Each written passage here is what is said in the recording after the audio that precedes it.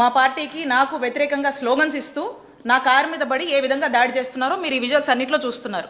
ఇక్కడ విచిత్రం ఏంటంటే నేను గుళ్ళోంచి బయటకు వచ్చినప్పుడు వాళ్ళే బయటకు వచ్చేలోపు ఈ రభసంతా చేసి మా మీద దాడి చేయడానికి, మా కారు మీద దాడి చేసి ఇలాంటి స్లోగన్స్ ఇచ్చి ఇష్టం వచ్చినట్టుగా మాట్లాడి మా మీద దాడి చేసి తిరిగి ఈరోజు చూస్తే విచిత్రం ఏంటంటే ఈరోజు నా మీద, మా క్యాడర్ మీద కేసు కట్టారు. ఈ కేసు గురించి కూడా చెప్తాను మీకు.